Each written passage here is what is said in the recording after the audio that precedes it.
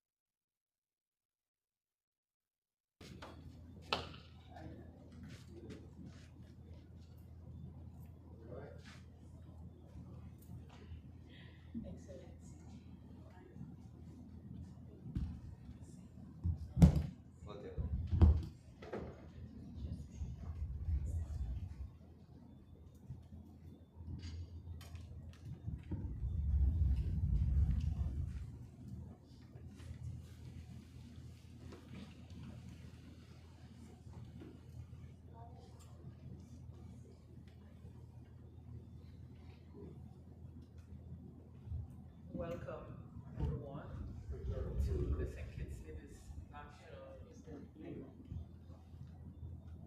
Testing 1, 2. Is everybody hearing me?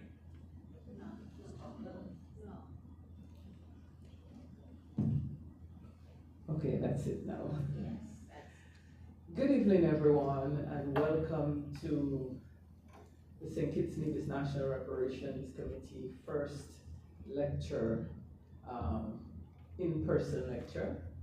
We will start this evening with a prayer or chant by Ras Aya, and then we'll do all the recognition. So let's stand. Do we stand, Ras Aya? Yeah.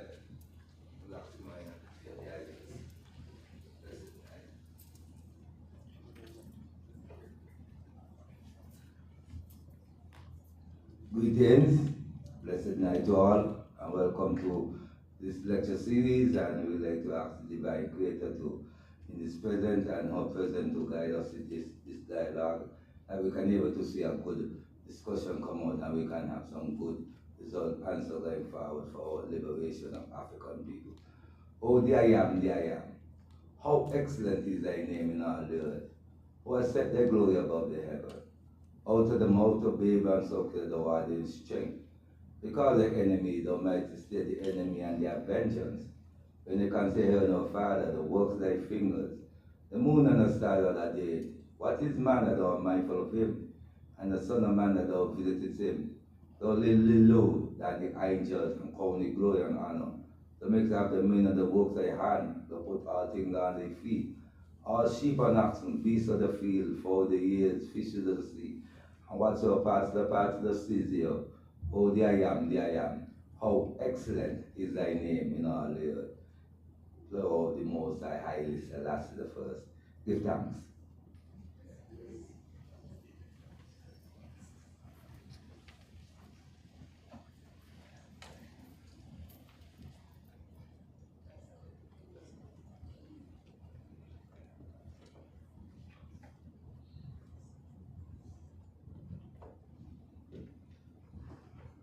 Her Excellency, thank you to the St. Kitts Nevis National Reparations featured speaker, Dr. June Suma. We welcome everyone here.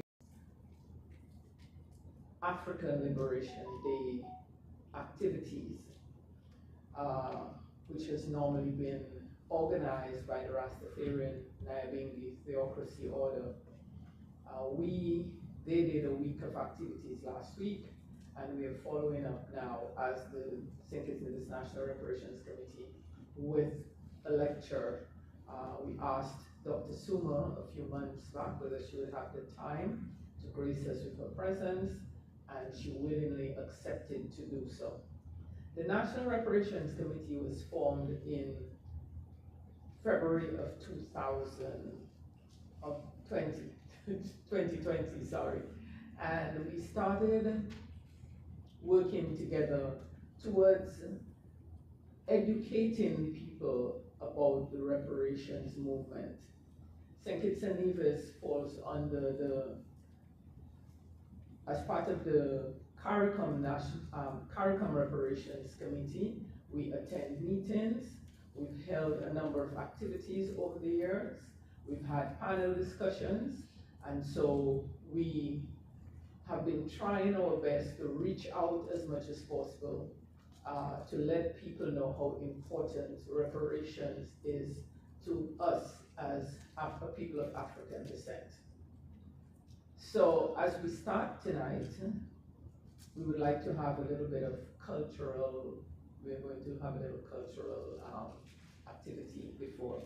So I'd like to invite Miss Heather Archibald, daughter of the soil of St. Kitts and Nevis, daughter of very well known, now deceased, yesterday would have been his birthday, Washington Archibald. Heather has recently received a nomination. Heather, do you know as yet whether you'll surprise us when you get here? Okay, tell us a little bit more about it before you get into your poem. So let us, with a little round of applause, welcome.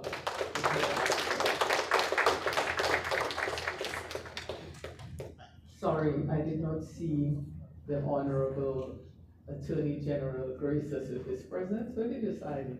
Thank you for joining us. I'm absolutely good.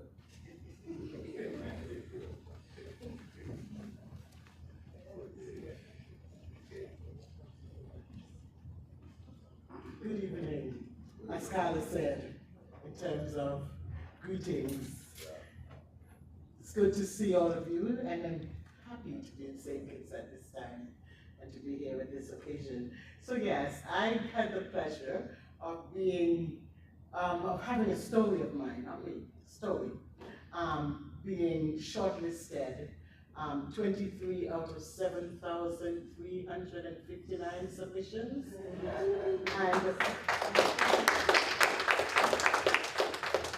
And in the Caribbean, there were 5. I got the news this morning that I did not make the top of the heap, but I'm really happy to have had this journey. I'm disappointed a little bit, but I got to know the people who were shortlisted with me, at least 4 of them. Well, 3, I've been one of them. And I know the young woman who got the award for the Caribbean, and I'm so happy that she got it. So. But this has really made me think about the things that we do in private, because writing is I don't do enough of it because I'm really a social person, and it's hard to lock myself away and write. So I do a little spurt of it, and then I come back and I revise, and so I think I haven't over the years given myself over totally to this chamber where I don't have a chamber anyway, so it's hard, so I haven't, but I was just so just inspired by the reactions of people here, because it's a little story, and I thought, okay, I'll send it in finally to the Commonwealth. I had been putting it out for years, like 5 years or so before COVID, when I discovered it, the Commonwealth Foundation Prize, and so I eventually did it, and then I woke up to this slew of comments and people meeting me to see, and I felt like, oh my gosh, this kind of celebrity thing that I wanted to run away from, but still, cherished. So it's made me think differently about my work and the fact that my work is service. So I wrote this poem some years ago, I think, when the Reparations Society or Committee was established here in St. Kitts. And usually I write poems to events and things like that, so I had to write a reparations poem. And I remembered it when I was thinking what I would read tonight, so I don't know if this comes on the culture, but I guess it does. The debt you owe. How will you repair deep gashes in our collective flesh? Who will pay for lives cut down under the whip to gild foreign crowns with jewels? Who must pay for the land's yield, generations lost? Will riches of the Commonwealth ever be made common to those who built it? Know this, we are not here to cower, to beg for something that we have not earned. Our parents bent in brutal sun till some burned like threshed cane stalks, fit only to ignite flames. You well knew the worth of land and labor. You were sure to make the slavers whole, while those whose blood enriched the soil they tilled for centuries were left only with gnarled hands to claw from land they could not own. Smatterings of survival, free to rest with poverty. Oh yes, we have trudged through fields of time. Now we fend for ourselves. Use the naked freedom you left us to plant, build, move our mountains to the seas. We do not come as beggars on beggars' knees. We stand eye to eye.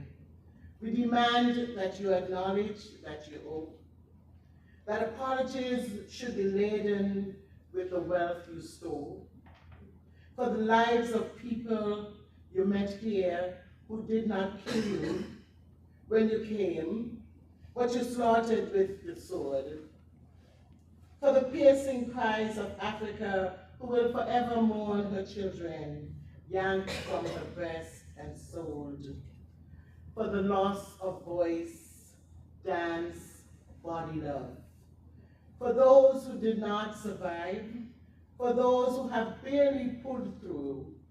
For these, you must repay this debt you owe. Thank you.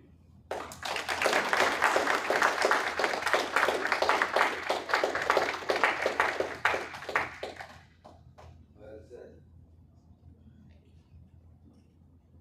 Thank you very much, Lady Heather. At this time, I call upon Her Excellency Nerys Dockery, and I missed you in the protocol, so let me go back over the protocol. I'm very new to this, okay? So Her Excellency, Honorable Attorney General, Her Excellency Nerys Dockery, thank you for joining us. And to all of you who have graced us with your presence, thank you. We now have Her Excellency Nerys Dockery join us to give the introduction of the speaker of our future speaker.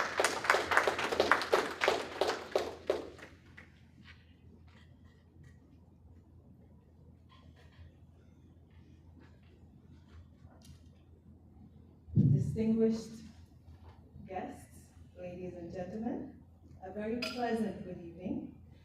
I beg your indulgence as I adopt the protocol that has just been established, but I would also very much like to recognize the presence of Her Excellency Dame Marcella Liebert, Governor General of St. Kitts and Nevis.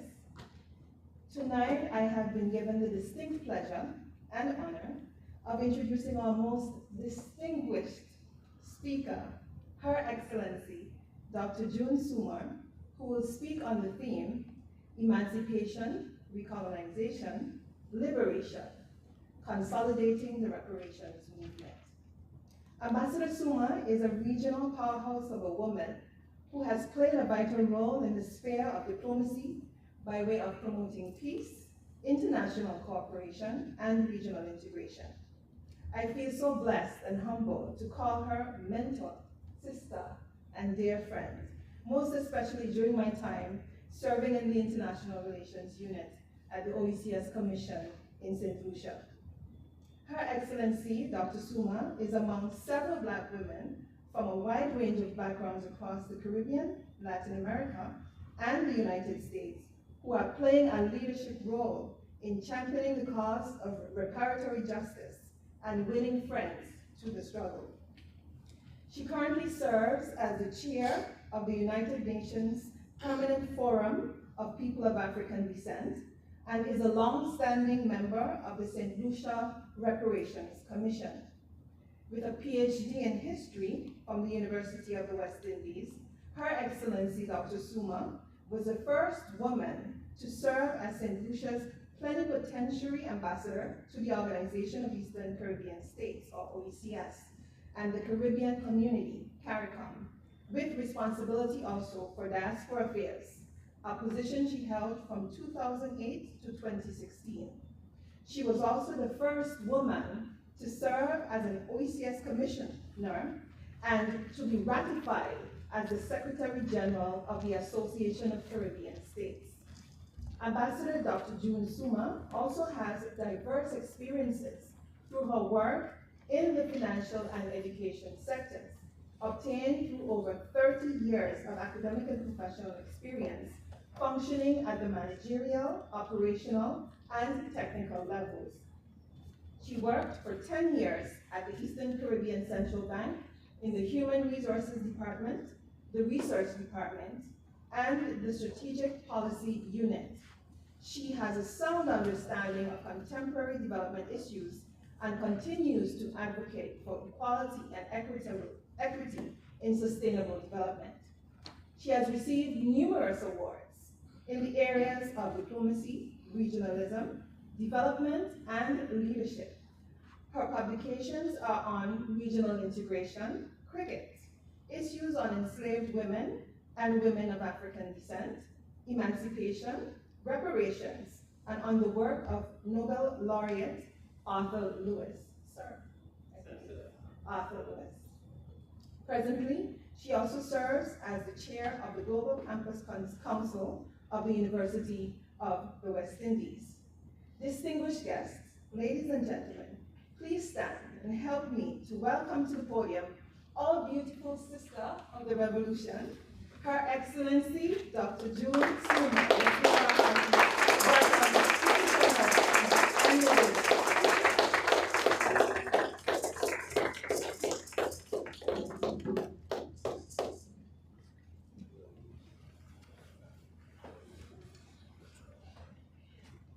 Thank you very much for that rousing welcome back home.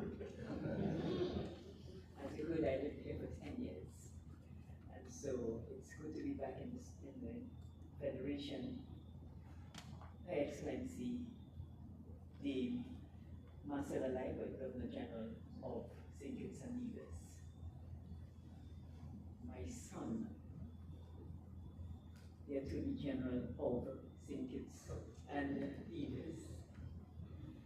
Ambassadors, I see Ambassador Christine Warwin in the audience, as well as my mentee, Ambassador, Her Excellency, Iris Shepperton, Dr. Ladies and gentlemen, I see a number of people that I know.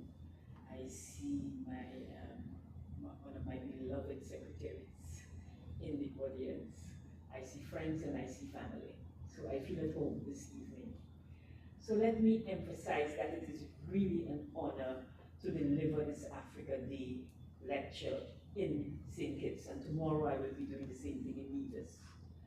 I wanted to do it separately because I think that it is important when you go to a country to recognize the specificity of that country.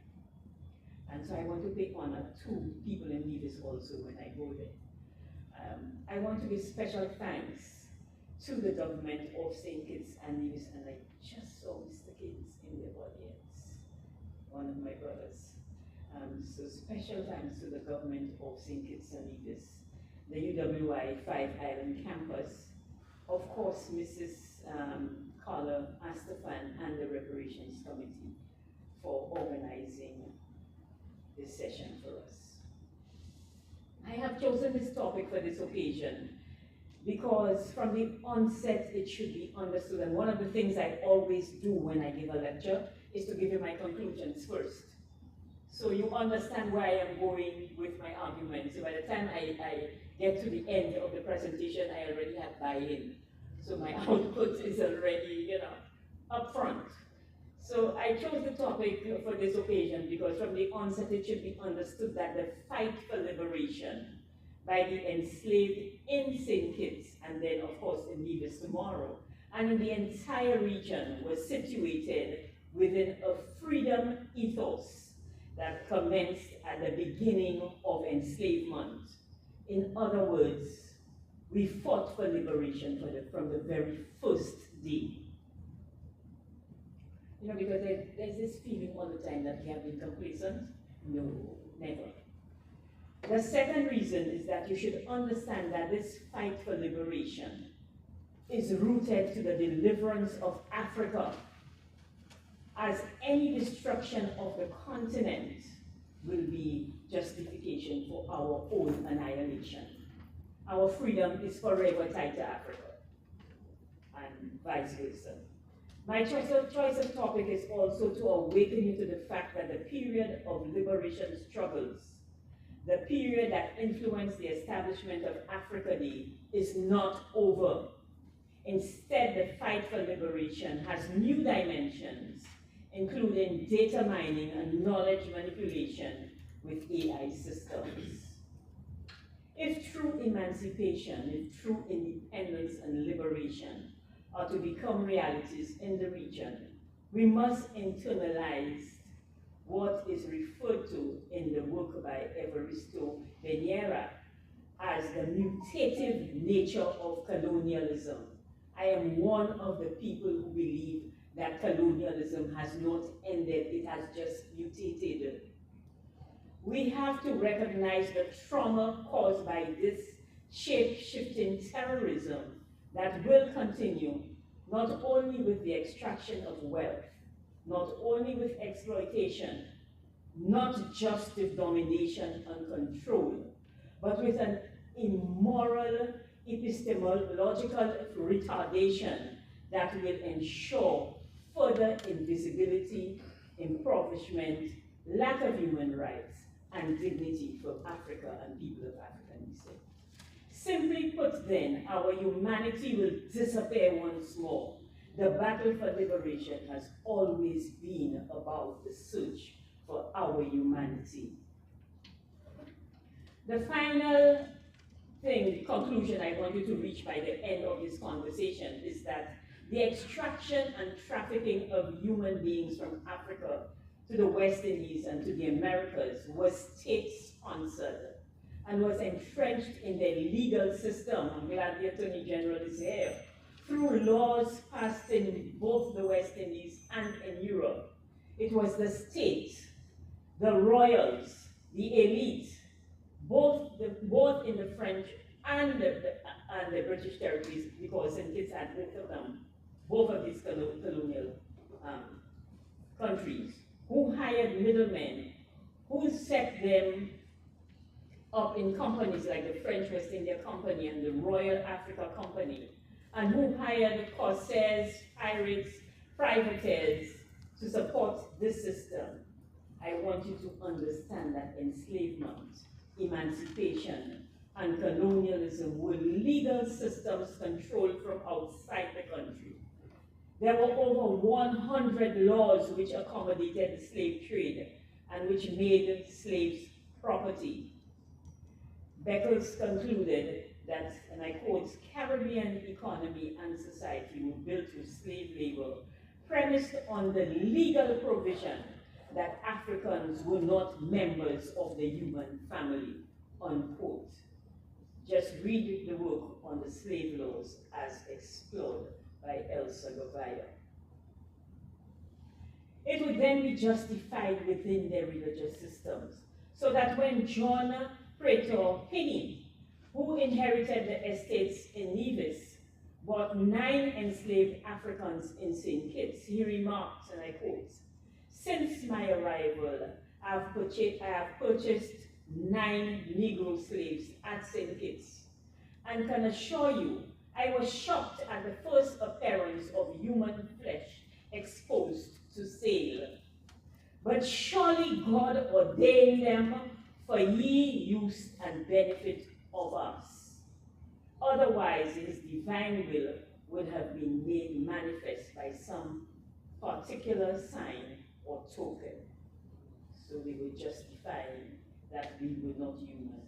And they did it both legally and within the religious systems. In fact, all the systems, economic, social, political, and religious, were all contrived to proclaim our inferiority and oppression.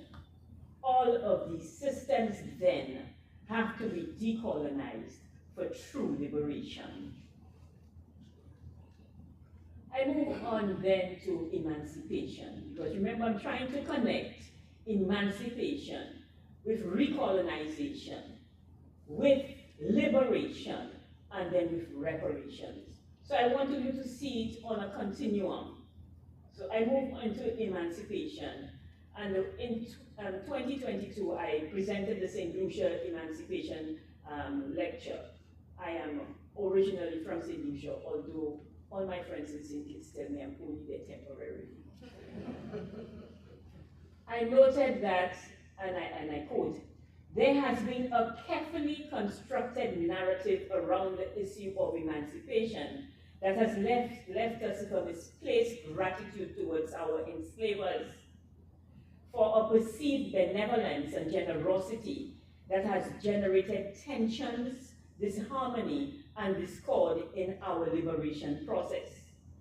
The result is that we think that emancipation was about a specific date, and that we should just forget about the 300 years of oppression that was inflicted on every facet of our being, unquote. This is prevalent in the history. This narrative is prevalent in the history that is taught in our schools. And we continue to perpetuate that these are our saviors. So we sit and wait for someone to come to our rescue and do not understand that our liberation is in our hands. The fact is that the isms, racism, gradualism, abolitionism, colonialism, and neo-colonialism have created the schisms and resulted in a confusion that has hindered mental emancipation and internal healing and internal reparations. We must aim at repairing the damage and affirming our commitment to freeing our minds and moving forward triumphantly. I want to remind you that the violence of the system of enslavement meant that our liberation was always in our minds.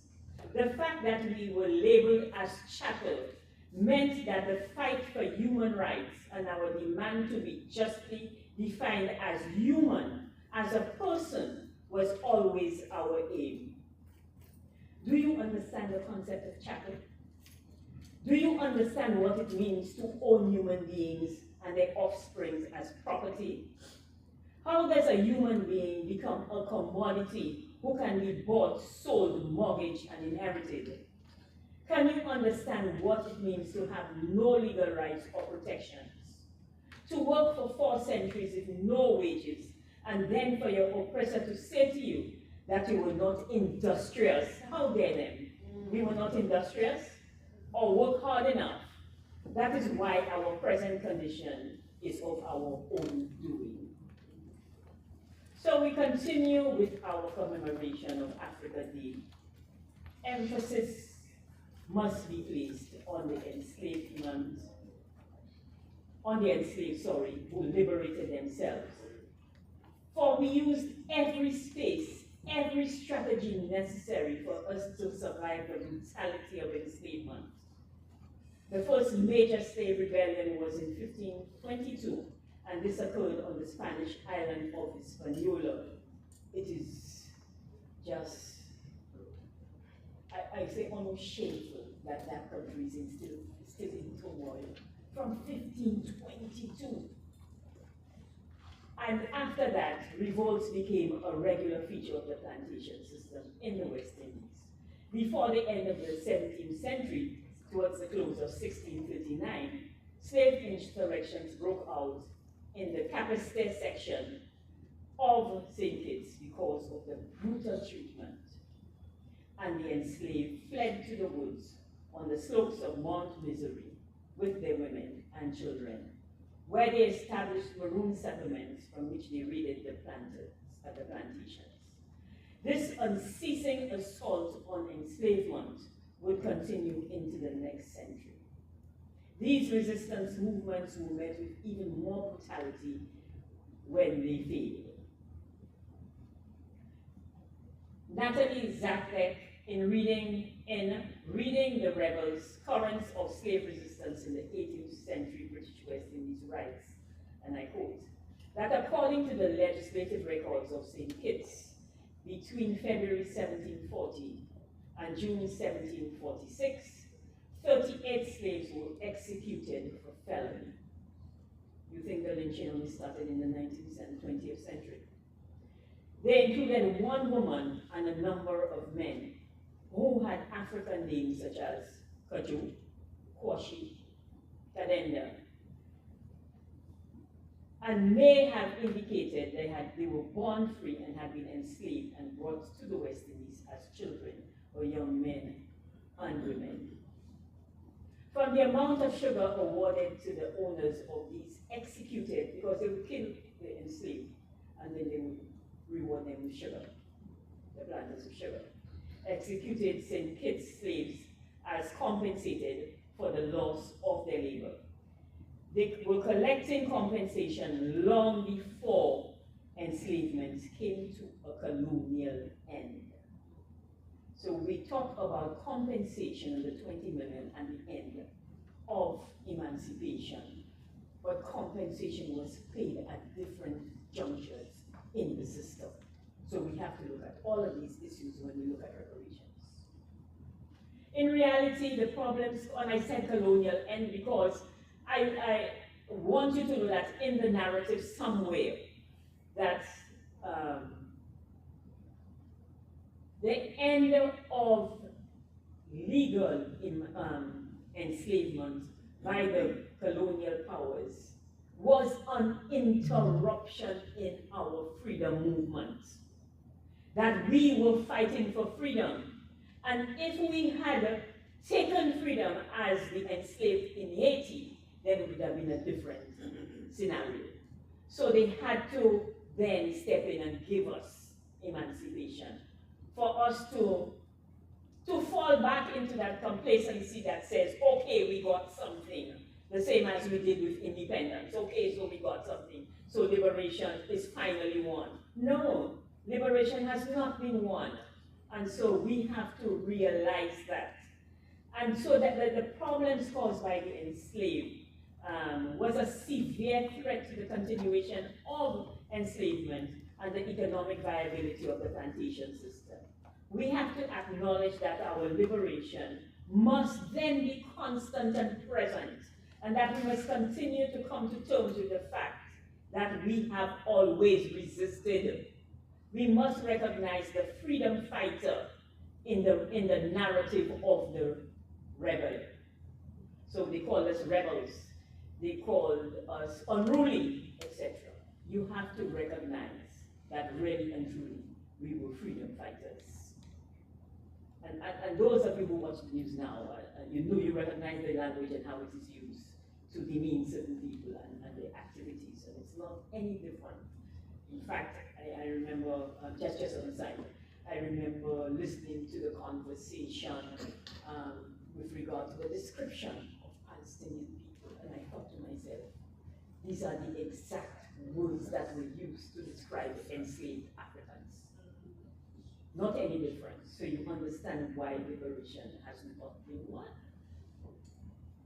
And this is also why we must understand that our fight for our own liberation had to be interrupted in order for a colonial master to put in place a system over which they would have control and continue to have to this day.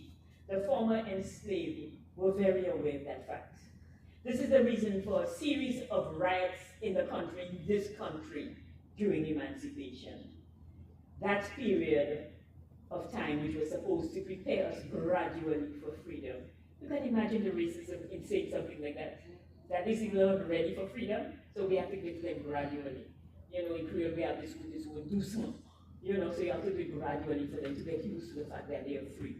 And so we So we recognized what they're trying to do, and we realized that apprenticeship was a farce. Slavery under another name. And that when the laws of St. Kitts made it possible for a planter to continue to have the services of an apprentice as chattel, the resistance turned into riots. So on this island, apprenticeship saw no smooth transition, no acquiescence. In fact, according to Philip Sherlock, and I quote, martial law had to be proclaimed in St. Kitts, and some ex-slaves punished before the apprentices would work. Douglas Hall adds that the British had to send a naval force from Antigua to calm the situation. Remember that this was part of the Leeward Islands, so the British force was in Antigua. And the British themselves recognized that this 1834 event was not a simple riot or unrest.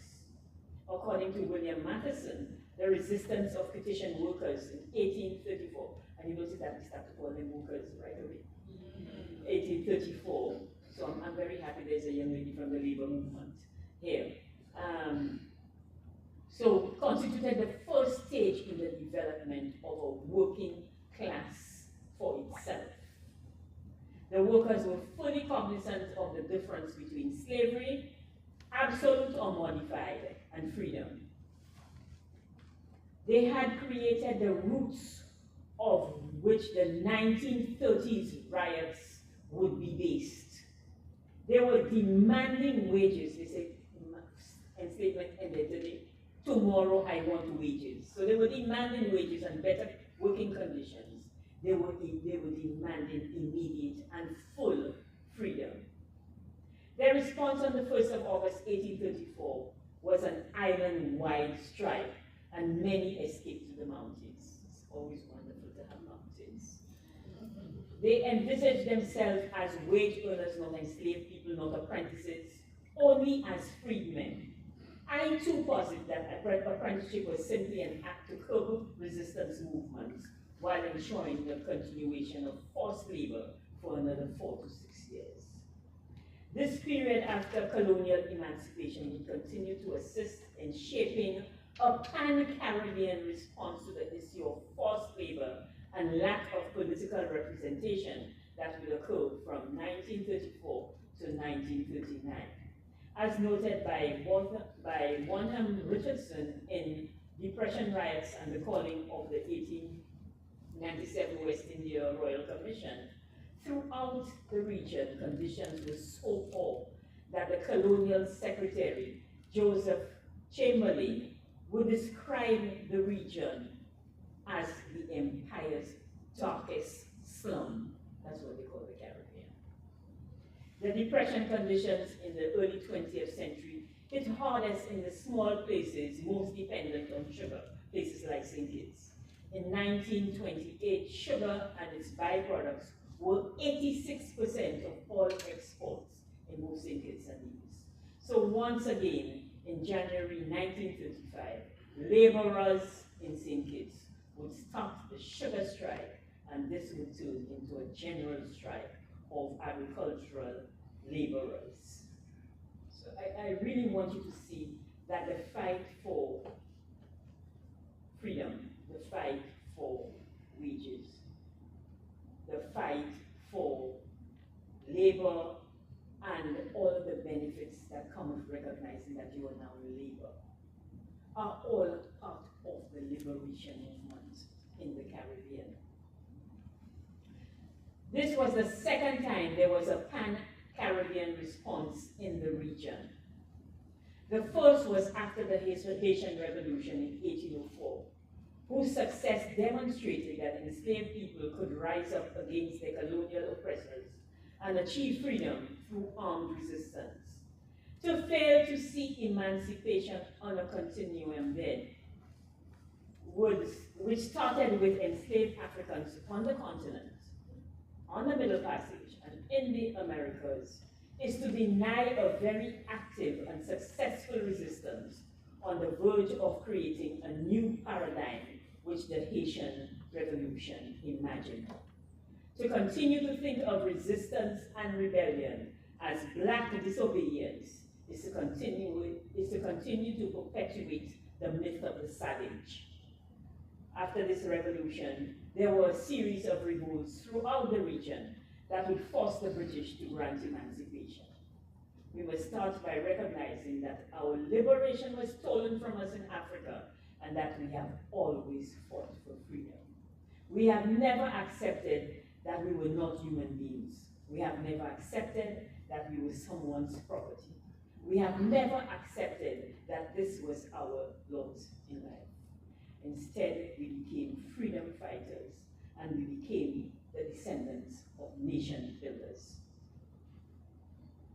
The incomplete story of the abolitionists is fascinating. The account of the black abolitionists like Mary Prince, Ottawa Equiano, and the Sons of Africa have never been present in the teaching. I went through university and we were not even taught that until you did your own research, and has been disregarded within the narrative of the fight for emancipation in England and in the colonies. Yes, there were groups of African people in England, in France, and so on, who also had a resistance movement. So you see the connections between all of these resistance movements. Instead, by design, you only know about Buxton and Wilberforce and other white abolitionists who would be at the heart of the final act.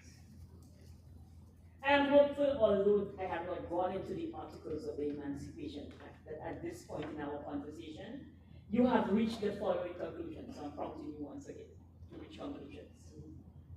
The first is that emancipation was a conscious step designed to keep us tied to a notion of inferiority as a people, as a collective, because they refused to recognize us as a collective. It was a slow and gradual racist process which said that we were incapable of taking care of our own and in need of protection from ourselves. Secondly, the Emancipation Act was designed to appease a prominent set of politicians, European elite, West Indian planter estate owners, and the ideology which underpinned that domination. Thirdly, it became the blueprint for the continued control of our minds, identity, our culture, our political systems, our environment, our economic and sustainable development systems, our futures, and ultimately our independence. I moved then to look at recolonization because I have a lot to say. Although I said that before, I firmly believe that there has not been any decolonization. And therefore, what I really wanted to name this section was a mythical recolonization. I believe what was more important was a demonstration that what happened was an unveiling of colonization. The Emancipation Act then was the first part of the evolution of colonialism, a system designed to consolidate the British Empire and to enforce inequality and subordination. Eric Williams recalls, and I quote, that even then, emancipation was supposed to be gradual. Nothing rushed, warned Buxton, nothing rapid, nothing abrupt, nothing bearing any feature of violence, unquote. Above all, slavery would never be abolished. It would subside, it would decline, it would expire. It will, as it will, burn itself down into its socket and move out. We shall leave it gently to decay, slowly, silently, to die away and to be forgotten. That was the concept of emancipation.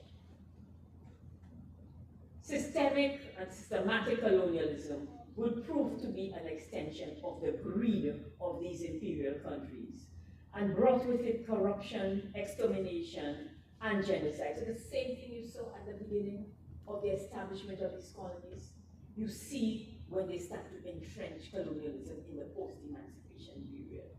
Oppression of native inhabitants and subversion of the nationhood of colonized countries and continents. These are the matters that occupy the liberation of Africans and people of African descent for 4 centuries. I I went directly to the words of Edward Gibbon Wakefield. I'm sure most of you have never heard about him. But Jessica Violet invited me to do a presentation at UWI. And while I was reading Capitalism and Slavery, I came across this name, Edward Gibbon Wakefield. I said, who is this man and why would Eric Williams want to write about him in the book? I have a quotation about him. So I went to search for him, researcher that I am. And I noticed that he wrote a number of letters. This was a man who more or less was banished to the colonies. And he wrote a set of letters to the colonial government, letters between a statesman and a colonist, where he starts to expound on the theories of colonialism and expansionism and in the 1930s and 1940s, and the fundamentals of empire and how you entrench empire through the manipulation of land, labor, and investment. It was he who before Eric Williams proposed that European empires grew because of slavery and the slave trade, and that the colonial expansion would further consolidate colonial power. Wakefield, in his musings on what colonization ought to be, wrote, and I quote, "My fancy pictures a sort and amount of colonization that would amply repay its cost by providing happily for our redundant people, by improving the state of those who remain at home." So you hear what colonialism is supposed to do. "By supplying us largely with food and raw materials and of manufacture, and by gratifying our best feelings of national pride through the extension over unoccupied parts of the earth," people who are living there, "unoccupied parts of the earth of a nationality truly British in language, religion, laws, institutions, and attachment to the empire." That's what we were supposed to be as colonies. Wakefield would become a key figure in the establishment of the colonies of South Australia and New Zealand. So why am I sharing this little known reformer and transformer of the entire British colonial system with you? It is because he reignited the seeds of giving land to British colonists, growing food at cheaper rates for the colonizers, getting rid of their undesirables, and establishing institutions that could rule while they remain resident in Europe. This he documented as the art of colonization and set into motion the workings of the principles of colonization at home right around the time of the abolition of enslavement. It was in 1830 that the Colonization Society would be founded. So you see how they're looking at it? They're getting rid of one thing, but they're putting something else in place. We pretend that these things are in the past, but forget that the call for France to militarily recolonize Africa was recently made by one of their generals. It is present and real. In addition, they have been brazen in their recent calls for reoccupation of Africa. Both Eric Prince and Elon Musk have called for the United States to take over Africa. According to Eric Prince, the founder of Blackwater, you know that body that goes around doing contract killing? All right, thank you. I think you should call it Whitewater, but according to Eric Prince, the founder of Blackwater, in his podcast, Off Leash, the United States should take over parts of Africa. His rationale was that Africans were incapable of governing themselves effectively due to corrupt governments and criminal syndicates, as if corruption has a black face. Once again, he was espousing the racist, and I quote, civilizing mission to bring order and development to territories they deemed incapable of self-governance. Clearly, it is no coincidence that the British politicians and ideologues were espousing these doctrines simultaneously with the issuance of the Emancipation Act. They had to ensure that the expansion, exploitation, and extraction on which the hegemonies were built would continue even with the decline of enslavement. I do not have to tell you that colonialism has been debilitating on our culture, mind, the environment, economy, politics, and social sustainability in the Caribbean. This system is, and I say is because it's not was, colonialism is not something in the past. This system is ubiquitous, all-encompassing, all divisive, all everlasting, unless we consciously try to decolonize. This is not a sleeping dog that we let lie and it will leave us alone. It reshapes itself and comes back to bite you as imperialism. You have to recognize the trauma caused by this terrorism that will continue the extraction of wealth, domination, and control. Recently, we also heard that Rishi Sunak, the Prime Minister of England, rejected calls for an apology on reparatory justice for the slave trade and imperialism linked to the British Empire. He refused to apologize for Britain's role in slavery and colonialism. The pride in civilizing other nations rhetoric was at the forefront of his statements, and he dismissed the role of Britain in creating strife in colonies, stating that no country is perfect. He spoke as if colonialism had ended and they were moving on. Should we remind him that there are still colonies in the Caribbean? When our independent countries pretend to forget this region is still colonized, should we not remind them that the Caribbean Sea is also owned by the British, the French, the Dutch, and the Americans? Independence movements in these countries have been stifled under the guise that they are now part of some European colonizers' family. They are no longer colonies. The problem was that freedom was not a reality after emancipation. And because we have never understood that emancipation was the first step to freedom, the multifaceted nature of colonialism took root and ensured that the transition from slave labor to wage labor could still be manipulated from the metropole. As part of the acts, slavery was abolished in most British colonies, which resulted in around 800,000 slaves being freed in the Caribbean. 800,000 slaves being freed in the Caribbean. You understand the genocide that took place on the plantations when I tell you that number? When millions came? Millions came and only 800,000 were emancipated. It is not only the native people when we talk about genocide, it is also Africans and people of African descent who were killed on these plantations. Approximately 18,285 were freed in St. Kitts. But the conditions for freedom did not improve as the inequalities and hierarchies of slavery remained intact. In many ways, freedom was an aberration as laborers were forced to remain on plantations. Wages were menial, social and economic conditions continued to decline, and more restrictions were placed on freedom of movement. Taxes were imposed, and the Prisons Act of 1838 ensured that the repression would continue. Let me tell you about this Prisons Act. On the eve of emancipation, the British would pass the Prisons Act, an act for the better government of prisons in the West Indies.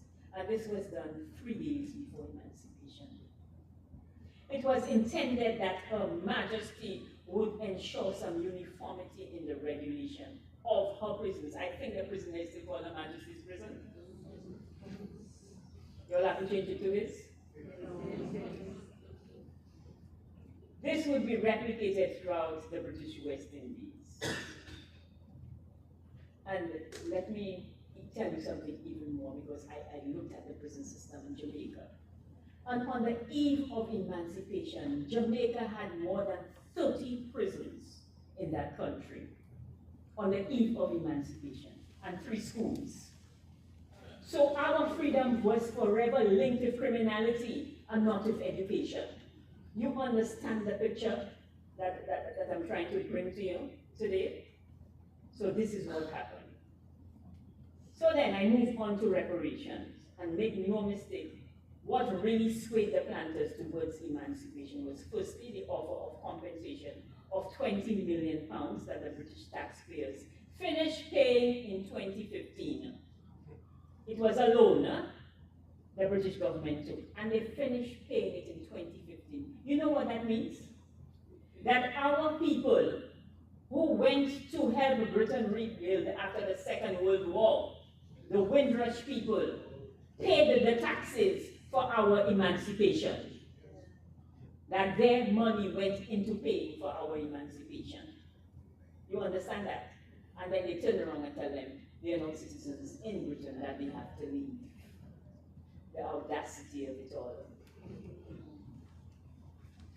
And so the second thing was that the apprenticeship period would then be a continuation of enslavement, so you had to give another 4 years of labor to the plantations. The listing of those who filed for compensation can be found in the accounts of slave compensation claims for the colonies of Jamaica, Antigua, Honduras, St. Christopher, Grenada, Dominica, Nevis, the Virgin Islands, St. Lucia, British Guyana, Montserrat, Bermuda, Bahamas. So you can go and look at it yourself, because it's right there on the internet, and you can find it. It was issued by the House of Commons. And the rate of compensation per enslaved in St. Kitts was £16, 13 shillings and a half penny per slave. Those in Nevis, if I remember correctly, were a little higher. So when you multiply that amount by the 18,000 that were freed, you see how much compensation was given to those who owned enslaved people in St. Kitts. In the report on reparations for transatlantic chattel slavery in the Americas and the Caribbean, also called the Brattle Report, published in June 2023, and that report is also on the internet. And I know that a lot of people are more interested after the calls that we had today at WinFM.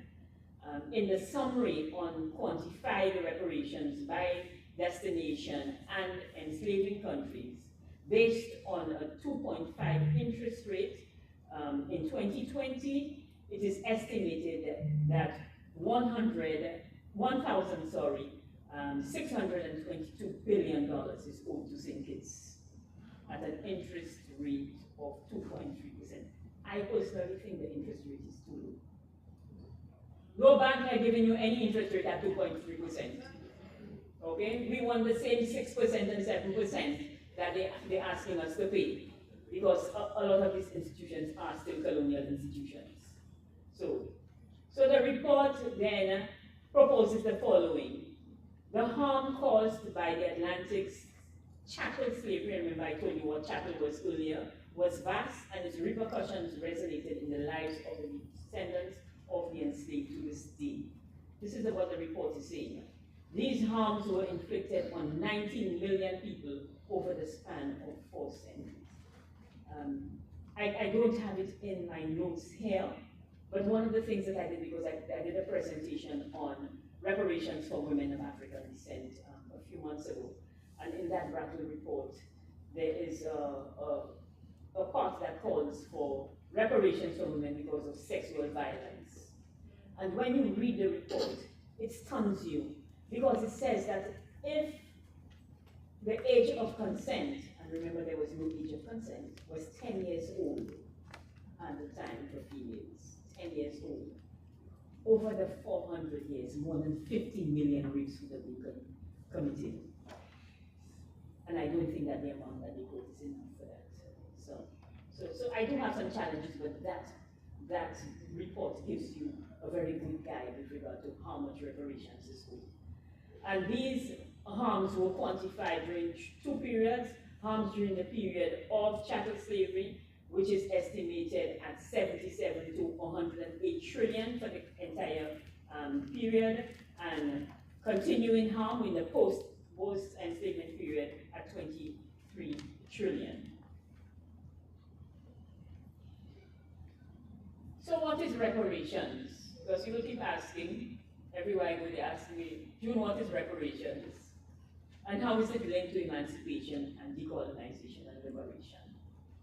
Reparations recognizes the critical importance of addressing the legacy of colonialism and the transatlantic slave trade in enslaved Africans and many prominent global challenges that have continued to have a profound impact on the enjoyment of human rights of people of Africa. So, you know, we are the only people who continue to have to prove that we are human beings. Still, up to today. So don't tell me that I mustn't call for reparations. This is a fight for my own humanity. The call for reparative justice for the 4 decades of the inhumanity of enslavement and its concomitant legacy of global systemic suppression is at the heart of repairing the damage heaped on people of African descent by a racist criminal colonial enterprise that remains intent on continued denial of the humanity of Africa and its progeny. The brutality, and these are all the reasons why we want the reparations, the brutality of the enterprise that imposed physical, social, economic, and psychological damage on the humanity of Africans in Africa, on slave ships in the Atlantic, in the Caribbean, in Latin America, in the United States, and in Europe, must atone for its creation of an unjust and unequal system that continues to deny its culpability. They continue to tell you they are not responsible. I wasn't there. You were not there. But we know who was responsible. And I'm telling you, we have to continue to call them out. We cannot be ashamed, afraid, timid about speaking to them about what they did and what they continue to do. Because one of the things that reparations can do for us is to create generational wealth that we have never been able to create. All other peoples have been able to create generational wealth, have been able to have sustainable development. And I am one of those people who believe that the sustainable development goals will remain a fast until there is reparations. Yes. You know. So I'm saying that these are the things that we are asking for. It's also because of the impact of intergenerational trauma. Some of us are traumatized and we don't even know.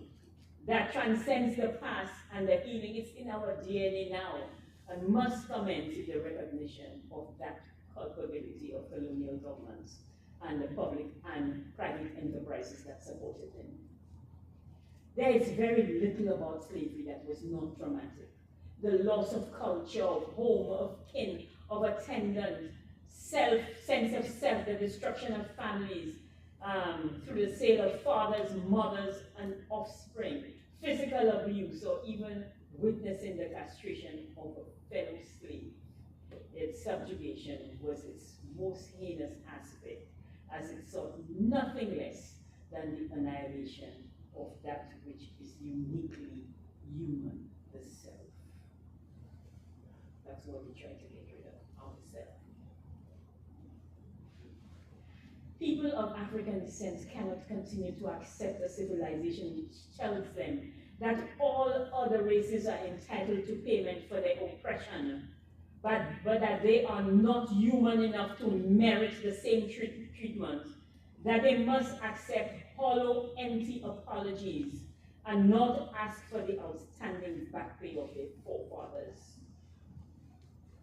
The CARICOM 10-point plan for reparative justice, which includes a full formal apology, Indigenous People Development Program, funding the repatriation to Africa, the establishment of cultural institutions and the return of cultural heritage, assistance to remedying the public health crisis, education programs, and I don't just want education programs, I want truthful education programs. We need to decolonize that the enhancement of historical and cultural knowledge exchanges, psychological rehabilitation as a result of the transmission of trauma, the right to development through the use of technology, not just the right to development through the use of technology, but the right to development.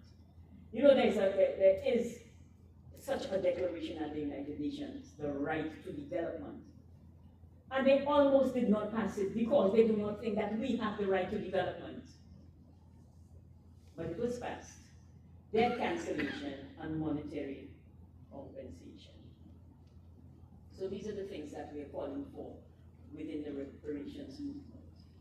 One of the things that I do when I speak about reparations is to call the names of some of the enslaved as a mark of respect for the ancestors. And I do it in whichever country I go to.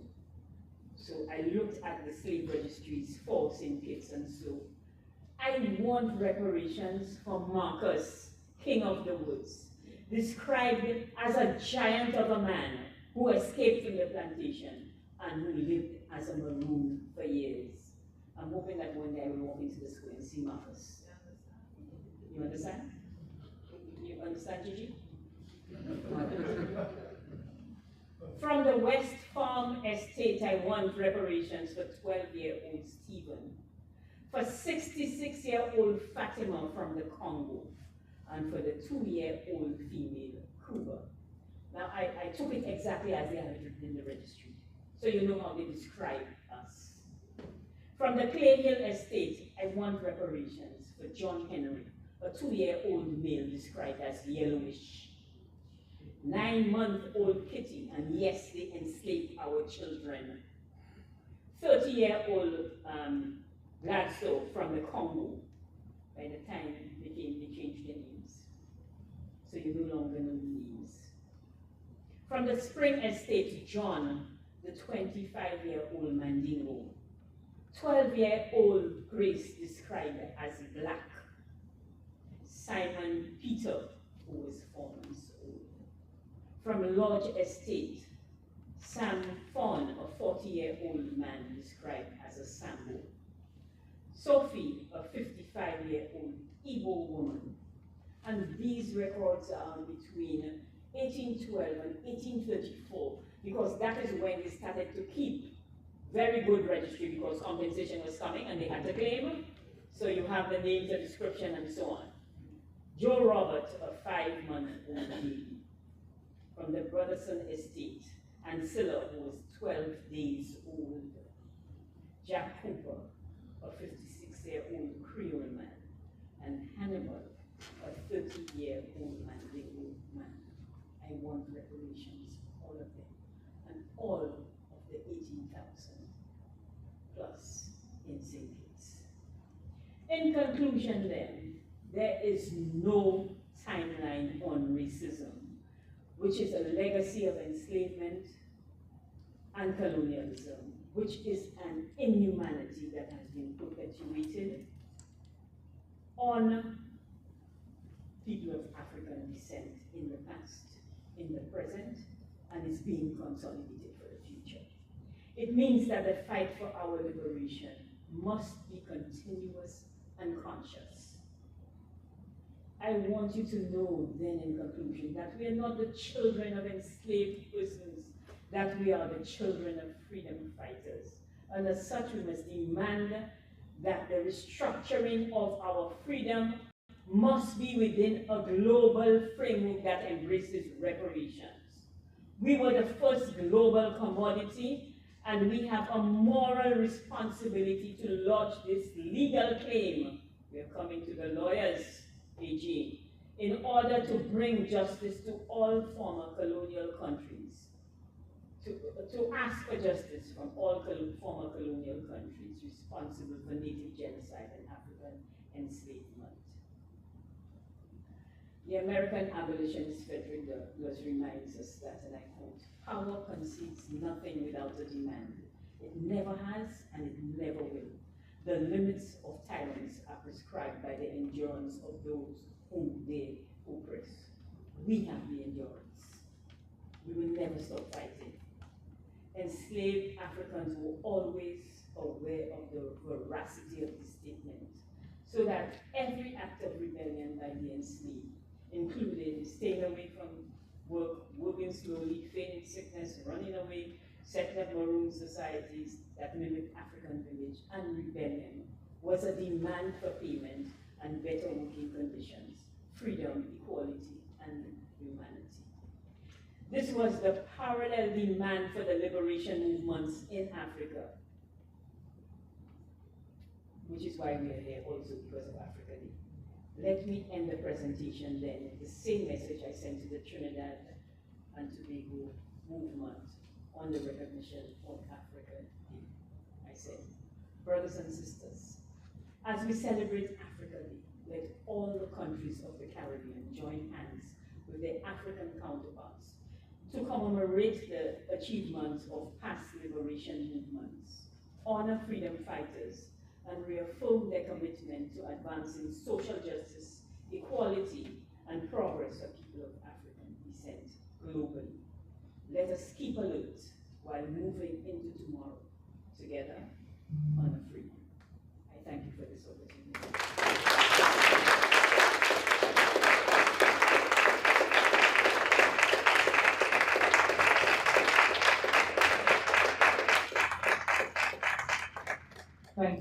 Thank you, Dr. Suma.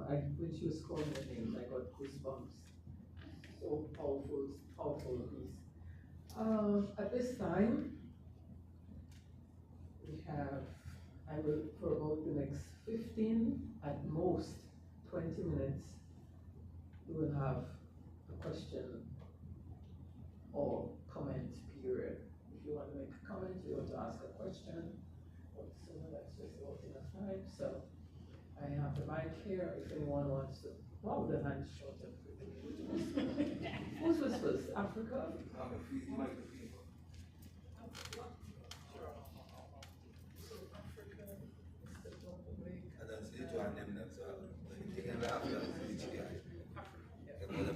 Thank you very much. Good evening, ladies and gentlemen. Good evening. I'm not sure if you yourself, the Sumo, can answer, but the Attorney General is here to assist us. Isn't it a fundamental principle in international law that an act must be judged based on whether it had locus standi at the time of the event? In other words, if slavery, enslavement was in fact legal, if it had full state legitimacy at the time, do we have a case now to argue that it was wrong and illegal liberation? Let me some clarity on that. Then I'm sure you're familiar, Madam Suma, with Franz Fanon and his theory of internalized inferiority. He's one of my favorite authors, by the way. And his argument is that. In white mask. Sorry? Well, yes, but I love best of the earth. All right. His argument is that one of the major impediments to black liberation and to our ridding ourselves of mental slavery is our treatment of each other. And he's supported by people like James Baldwin, who is submitting, they are submitting that in order for us to really be fully liberated, we must address the black inhumanity to blacks. What's your position on that? Thank you. We're taking one question at a time. Because we can do both. I am not putting the Attorney General on the spot. He didn't come here for that. But I can address the question. Okay, so let me speak to both issues. The first one is that slavery was not legal in Europe. In fact, you could see that many times when Africans were brought to Britain or to France, they automatically became free men. But in the Caribbean, they established slave laws, and you have to look at the slave laws of Barbados for you to understand, because that is where a lot of the laws were developed with regard to our controlling enslaved people. They brought it to the house in Barbados and made it legal in the Caribbean. So the case is a little difficult. I'm not a lawyer, but the case is a little difficult for us to argue. But one of the things that is in our favor is that the United Nations has deemed it a crime against humanity. So as a crime against humanity, similar to what happened to the Jews, then we are due reparations.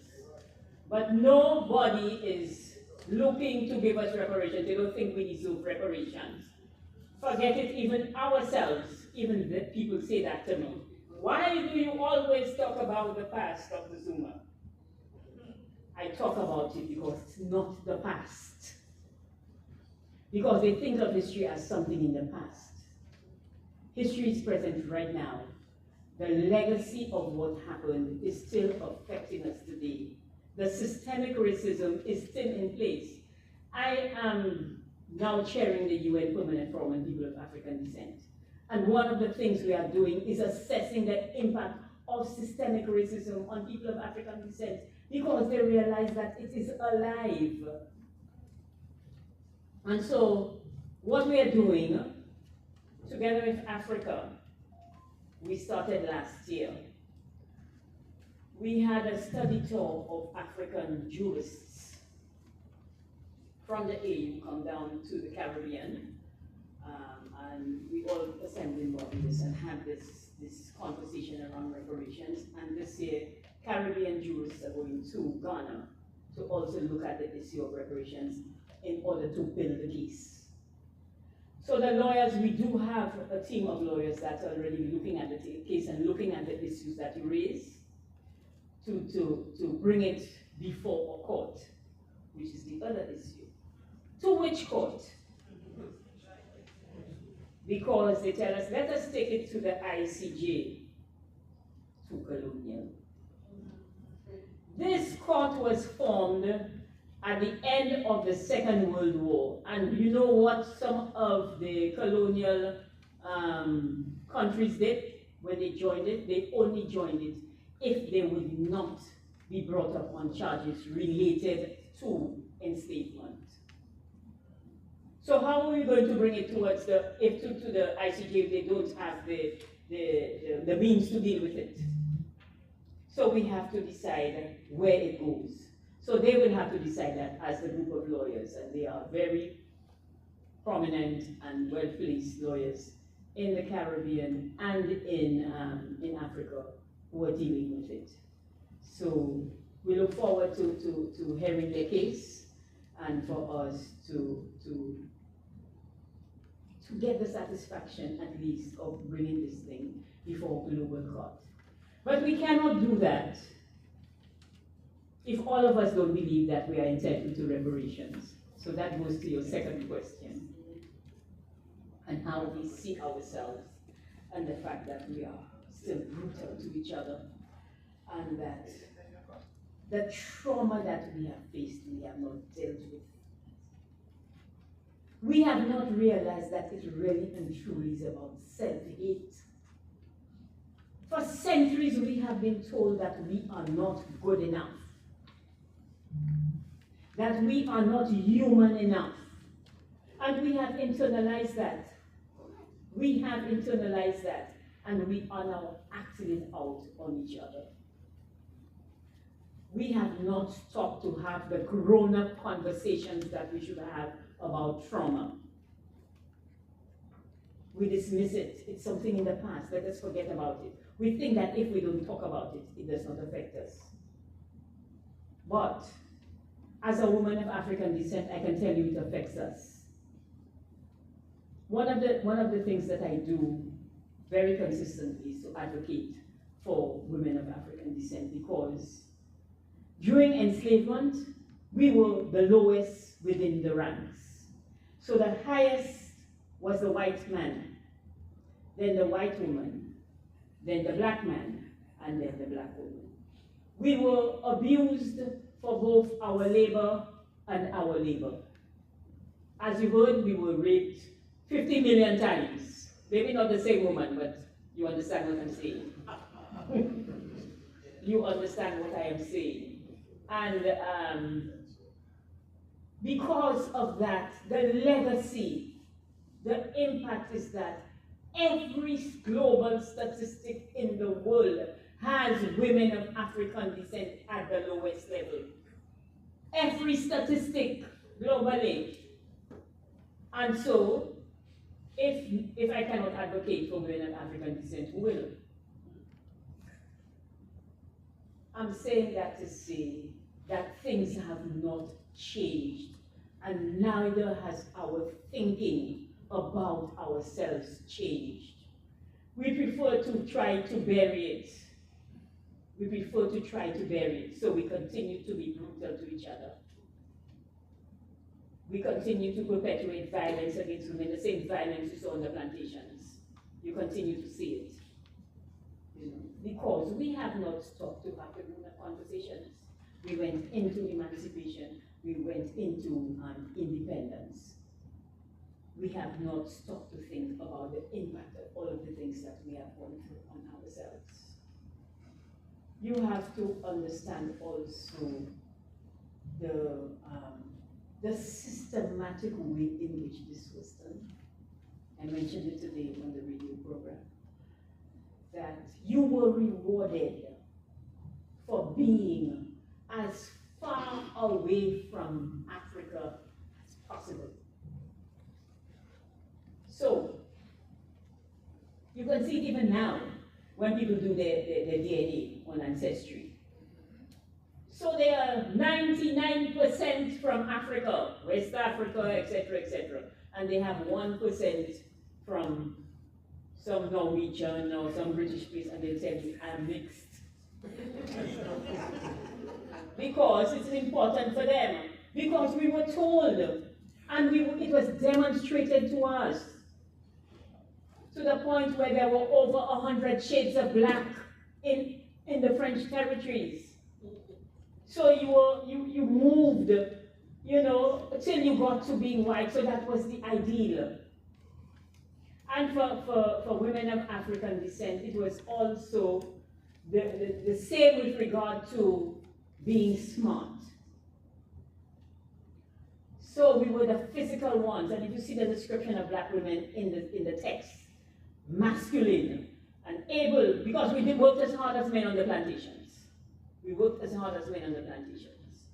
So we were masculine and hard and had these bodies like men and so on and so forth. And so if we were these physical, brutish people, then white women were the most thinking ones. They were the thinking ones and we were the physical ones. So even now, they're considered much brighter than we are. Okay? Then the whole issue of beauty. So the darker your skin, the less beautiful you were. And the whiter your skin, the more beautiful you were. So you had to pass the brown paper bag test.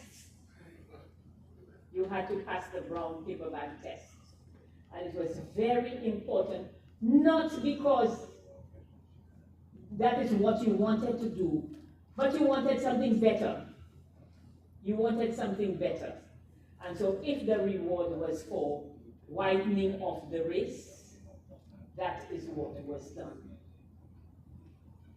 At some point, you have to say to yourself that, this is not how it should be. And I learned that very early in life, and I know who I am. You have to bring your authentic self to the table. I think we may have time for just 2 more questions. I see Jessica, I see him, and I see somebody else. Okay, we have Cash. Try to keep them short. Hi, good evening, Doc. Hello. I'm related to being a president. I'm the person who called in first on the program. Okay. And Nice so to meet you. kudos to you.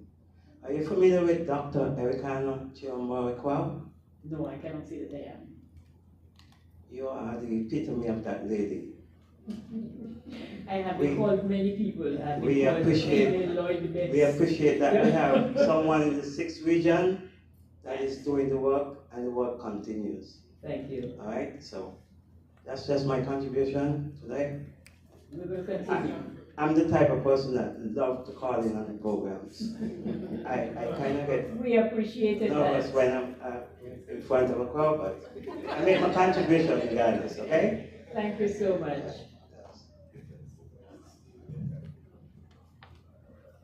You have to put your hand up very high, Jessica. Yes, good night, good night. Good night.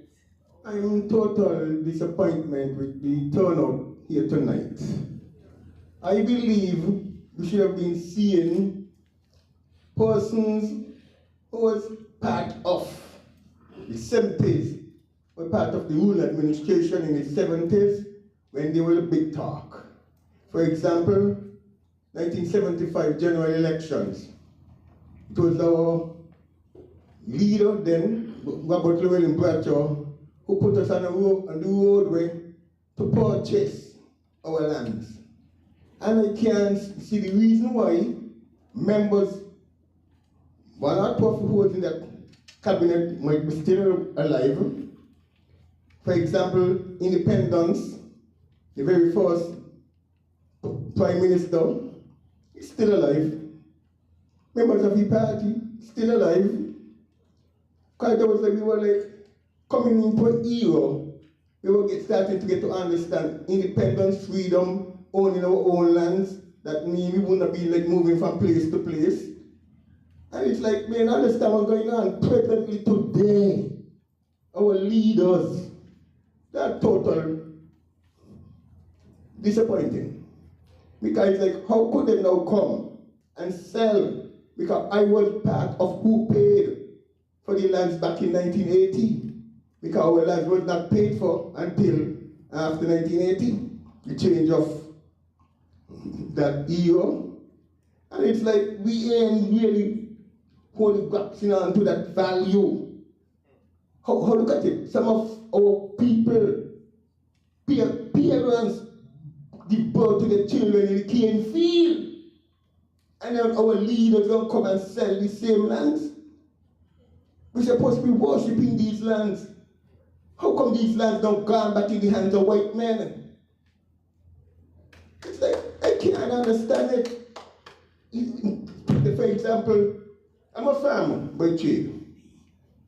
I'm from 1991. I've been terrorized. Politician and policeman. Up to the presently.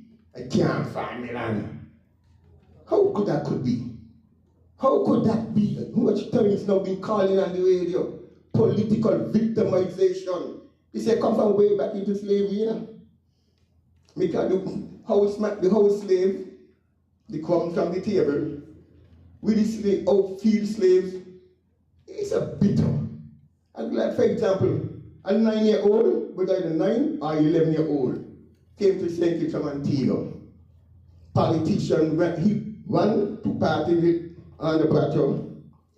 And it's like after change of Bradshaw, it was made, a law was made that he can't run no longer. His sister's in here. They say he pledged allegiance to Antigua.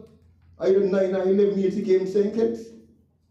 It's the politicians who are making the decision right now in this country. 8 or 9 persons. So now we are suffering. How much acres of land we now own? Anybody here could tell me how much acres of land we own presently now? Nobody at all. How much money we make from the, and then when Bradshaw was around, right? No money from Taiwan. No says in a passport. But look at the achievement we made. Free secondary education. We didn't have to bring anybody to jail for the water. We didn't have to bring anybody to build no road. All these things we was able to do collectively as a people. But today, the politicians, for the love of money. Thanks a lot. You like I get emotional. Yeah. Good evening to one all. I'd I really did appreciate the lecture this evening, but I just want to know, slavery has done, as you have pointed out to us tonight, that irreparable damage to us. So much so that we ourselves have developed senses of superiority to each other. The person is clear, fair-skinned, and so on. The person gets certain privileges, is considered beautiful, and things of that nature. How do we go about repairing the damage to ourselves, to our psyche, to our concepts of who we are and what we deserve and things of that nature? How do we approach how do we repair ourselves in this regard?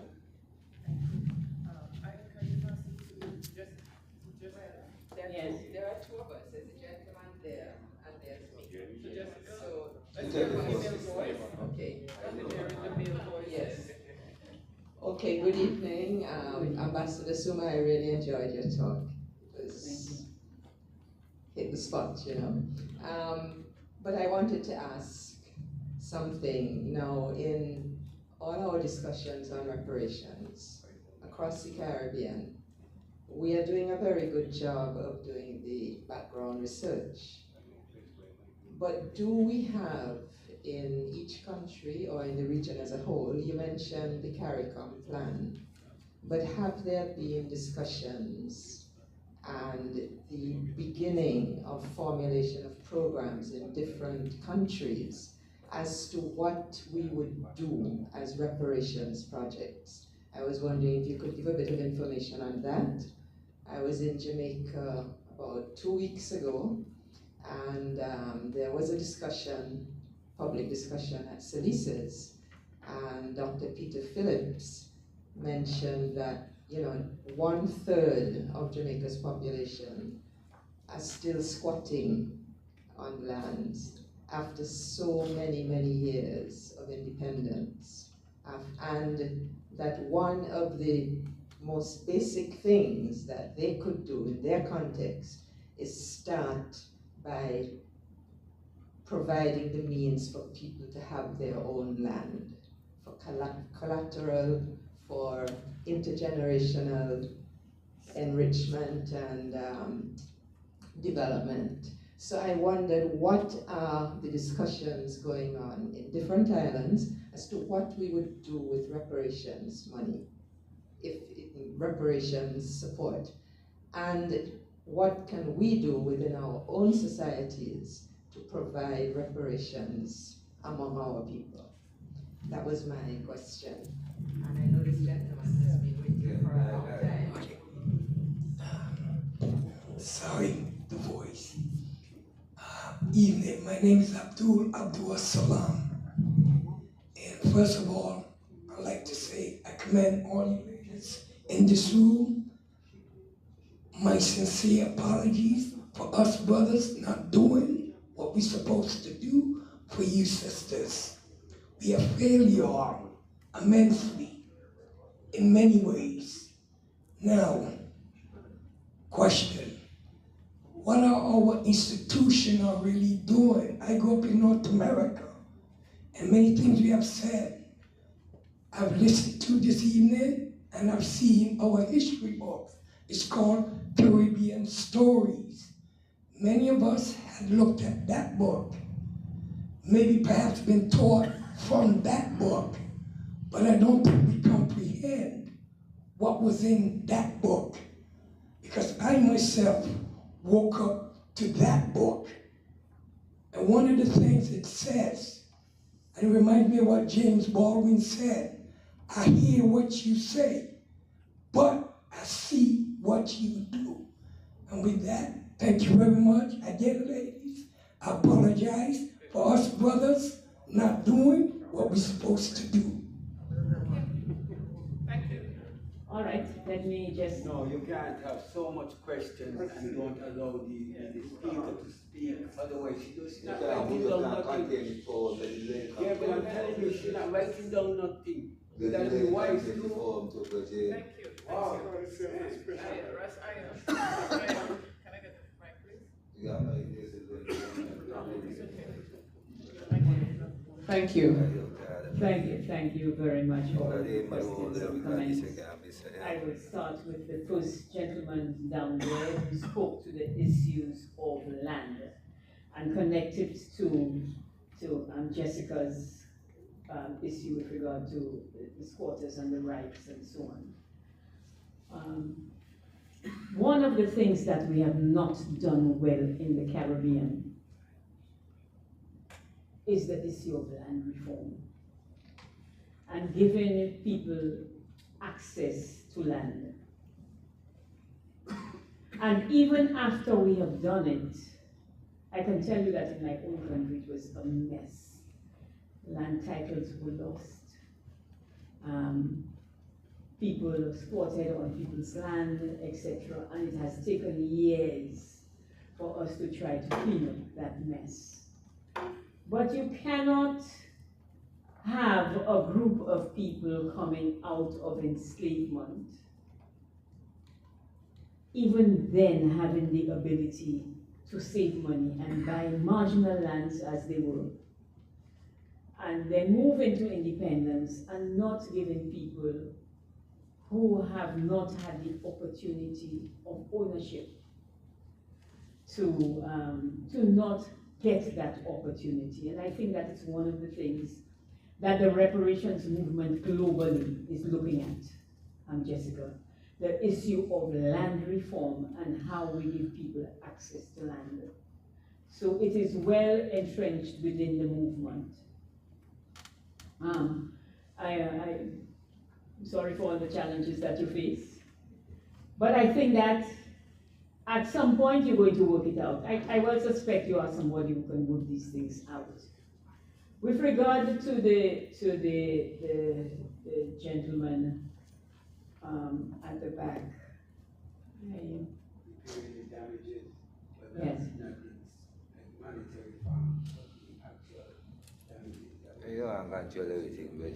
For you. It is not an easy thing, but the first thing we must do is to acknowledge that there was psychological trauma. We have refused to acknowledge that. And that is because there's a stigma attached to anything related to mental issues.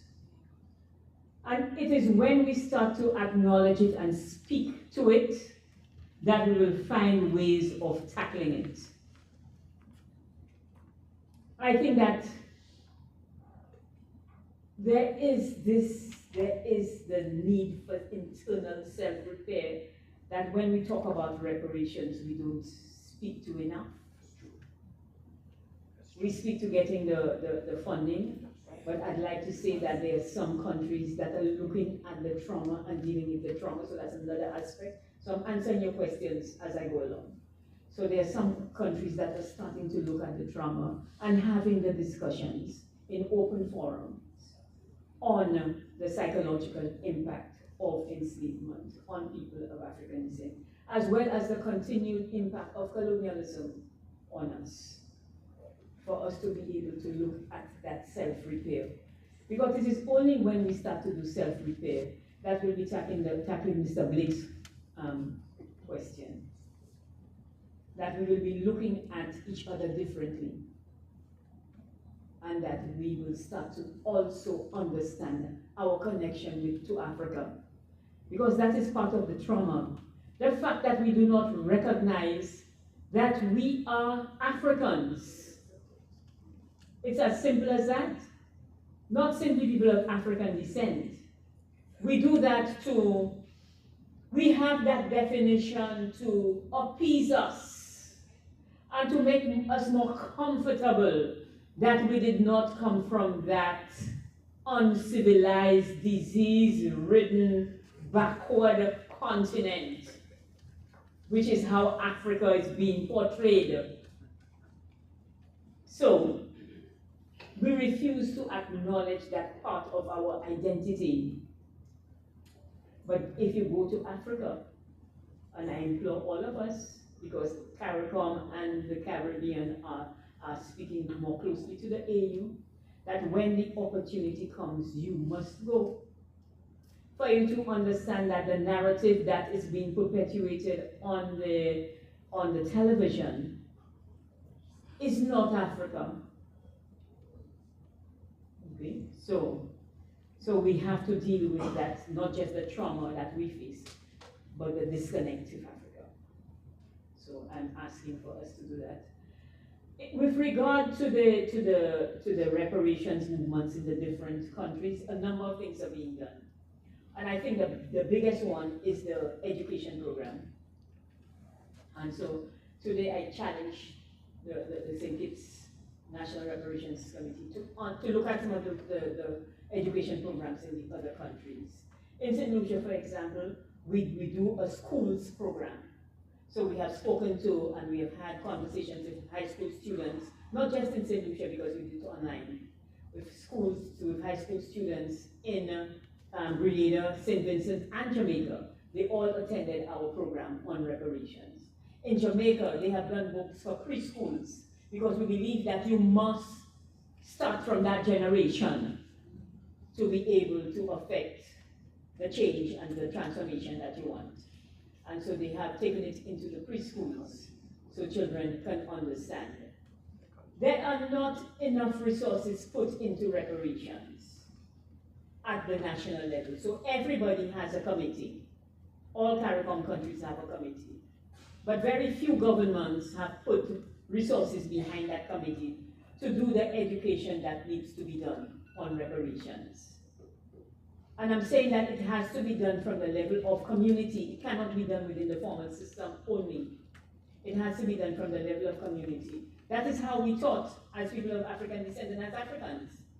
We went into the community and we taught orally the traditions, the culture, etc., etc. I'm saying that you have to take that same approach to teaching about reparations.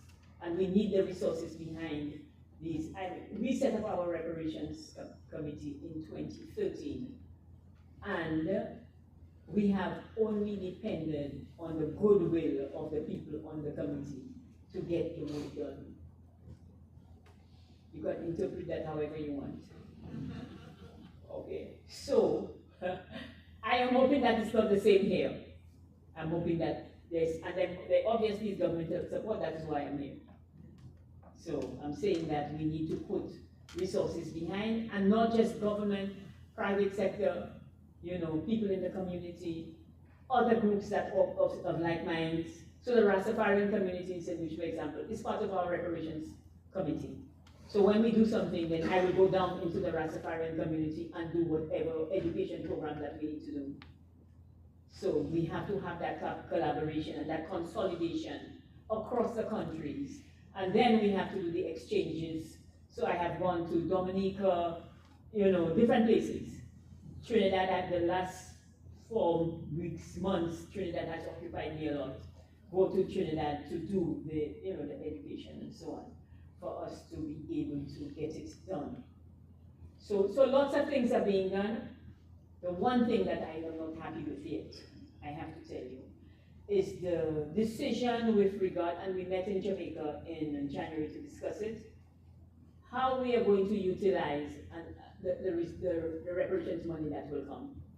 Because it will come. Let them not believe that it's not going to come. It will come. How will it be utilized? Trinidad has started to look at it and have decided that they will establish a fund. But I said to Trinidad when we were speaking about the fund, so what happens if 2 individuals, will that fund go into a consolidated fund that none of us can access and never see again because of bureaucracy, government bureaucracy?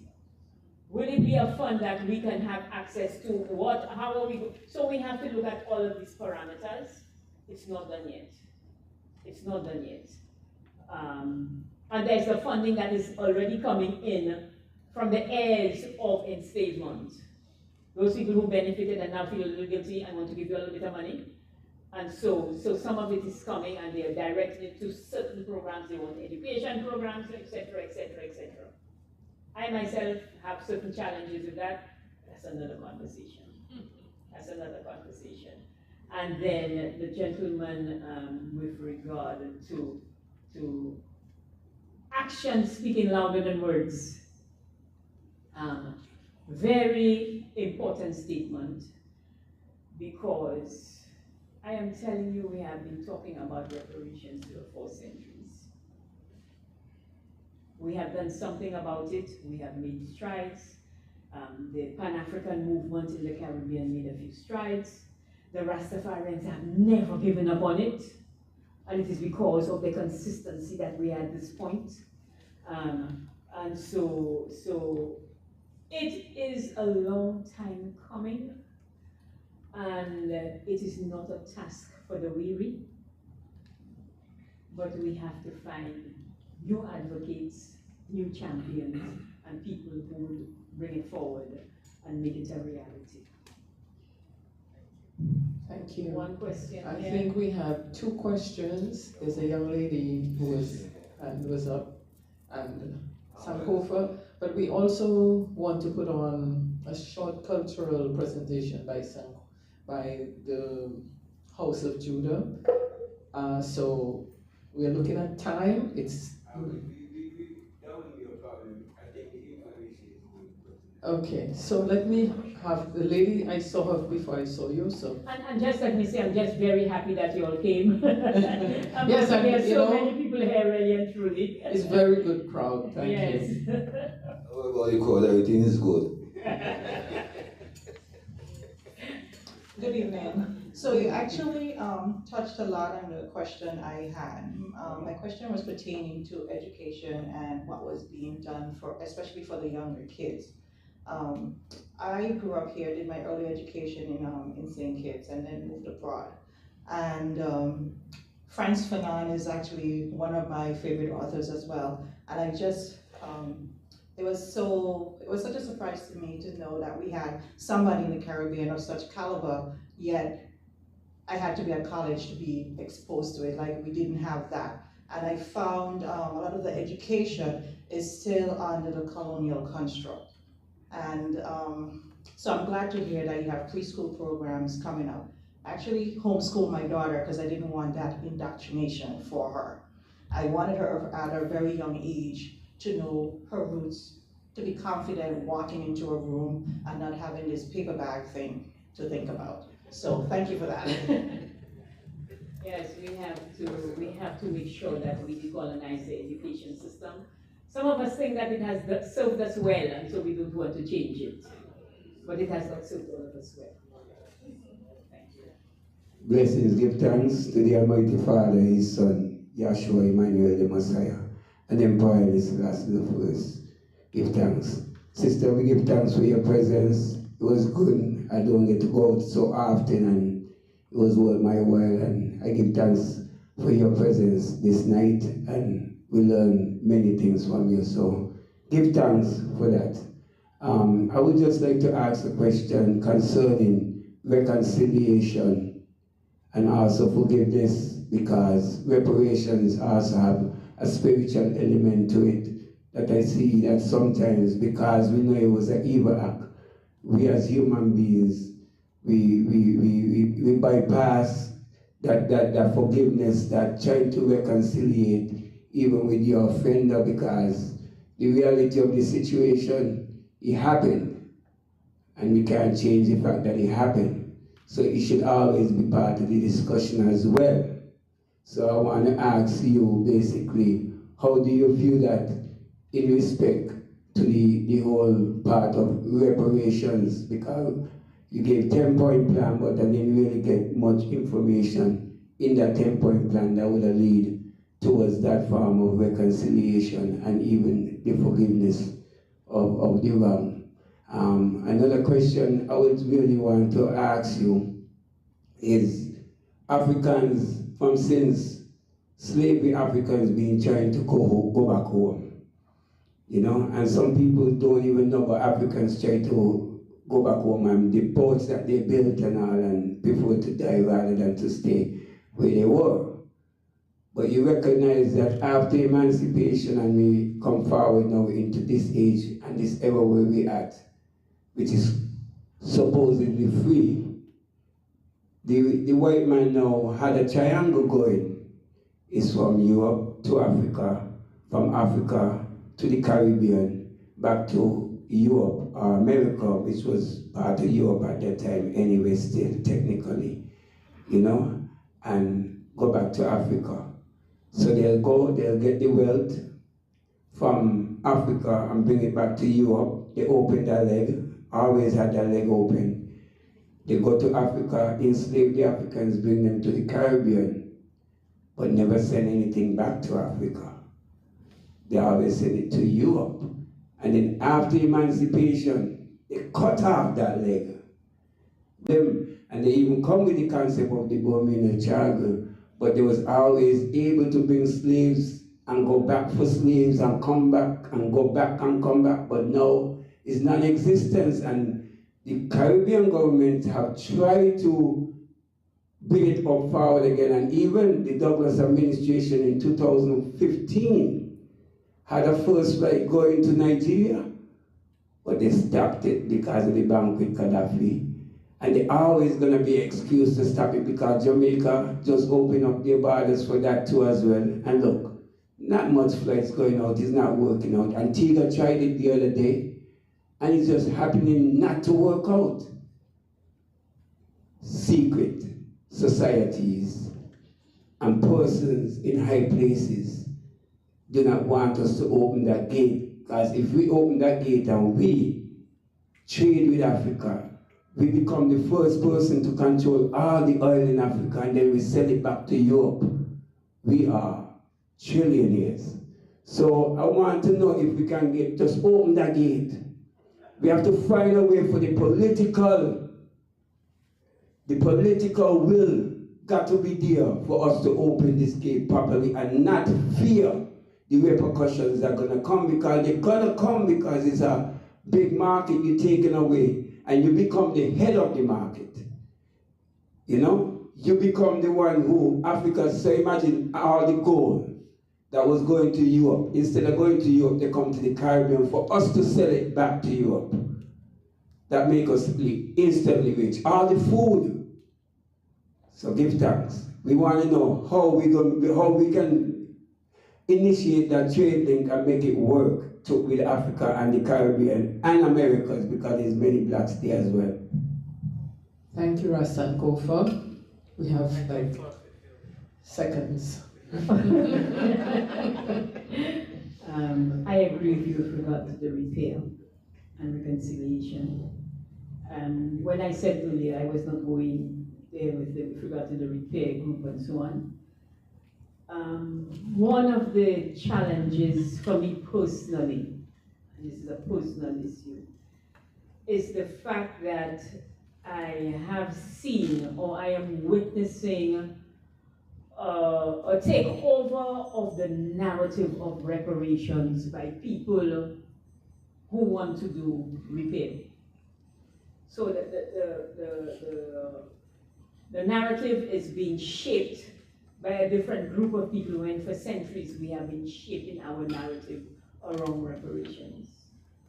But I think that it is time for us to have the open discussion with the descendants of the enslavers.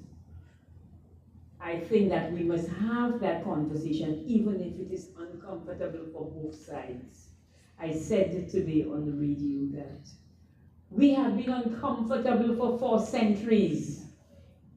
Let us speak to them, and if they are uncomfortable, they will have to get over the discomfort for us to speak, because they must atone for their own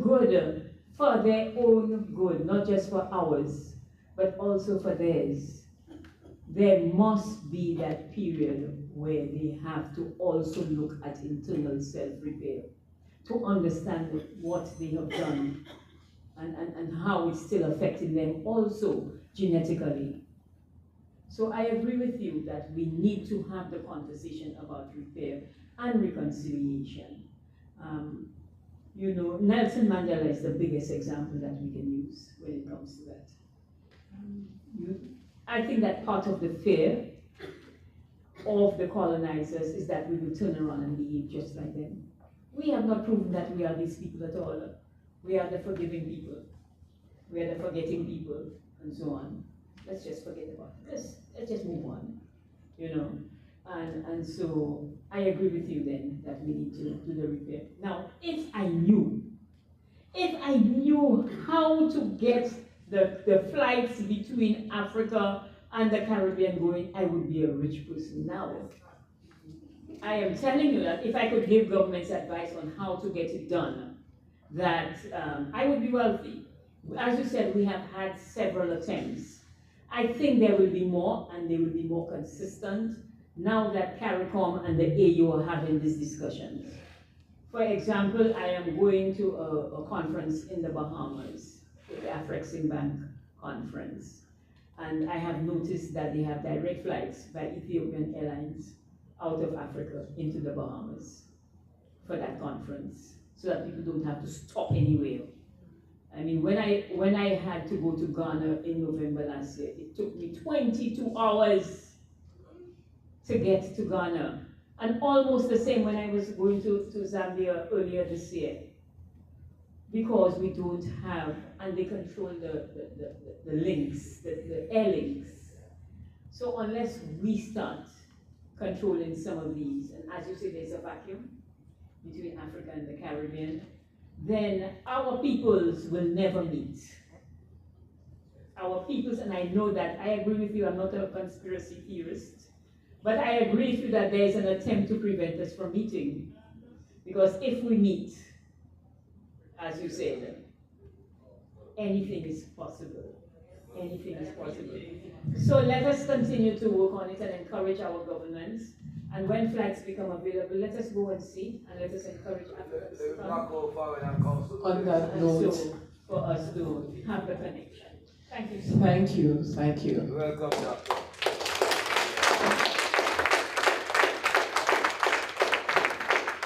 I'm going to take a page out of Dr. Suma's book.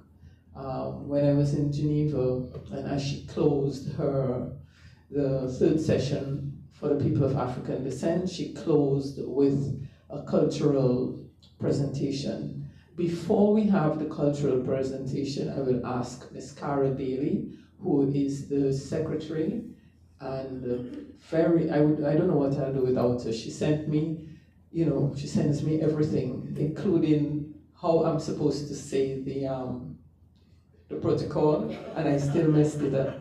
So, forgive me. Anyway, Cara she saves my life a lot.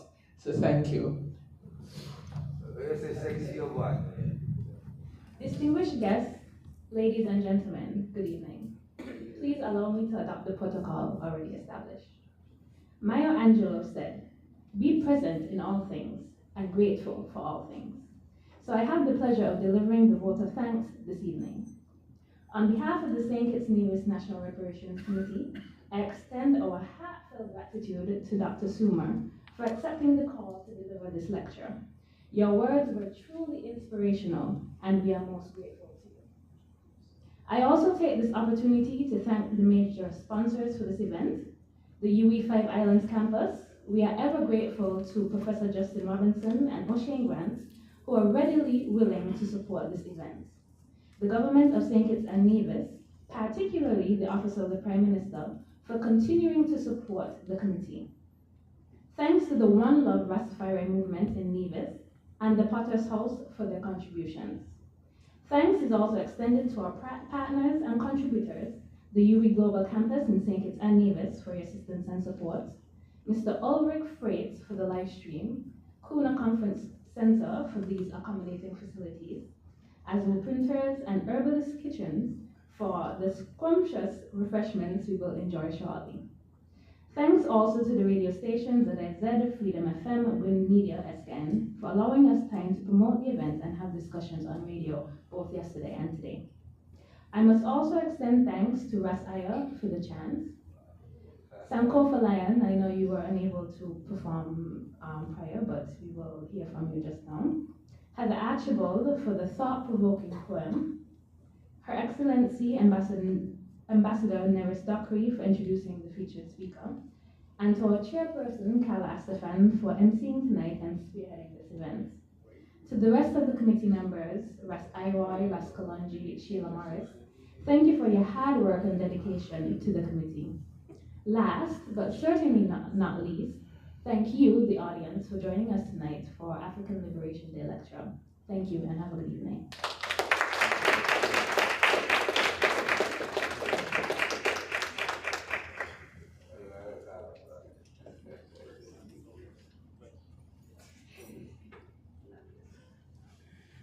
have a little gift for Dr. Suma. So Carol will present that gift. It's a book by Colonel Stapleton, Places of Memory, which outlines quite a number of the places around St. Kitts and Nevis. Leonard Stapleton, yes, Colonel Leonard Stapleton. And he identifies quite a number of the places of memory, both on St. Kitts and on Nevis, and a little gift from the Potter's House.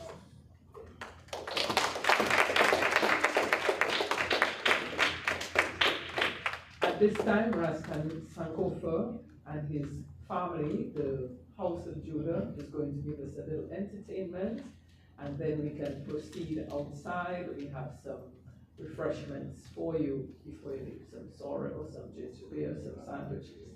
Okay, and we have vegan sandwiches, we have cheese, we have tuna. All right? So, thank you once again.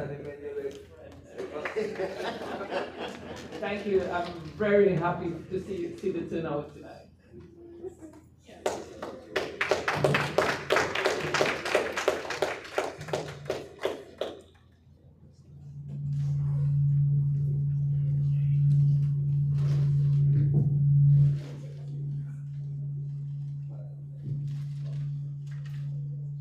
Governor General, thank you very much for gracing us with your presence, along with your staff. Thank you.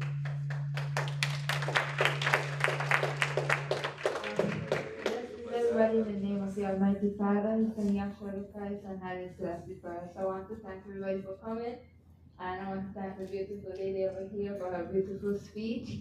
And we're going to do a short drumming performance for you now, and I hope you enjoy it. Thank you.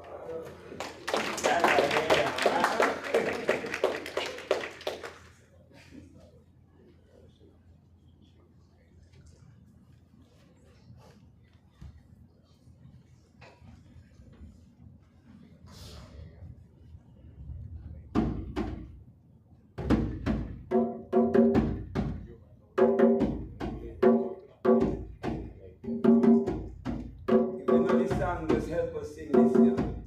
Alright? Oh, by the rivers of Babylon,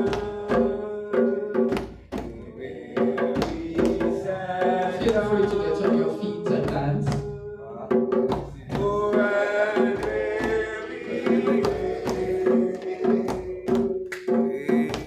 we will. Make sure you catch this here now.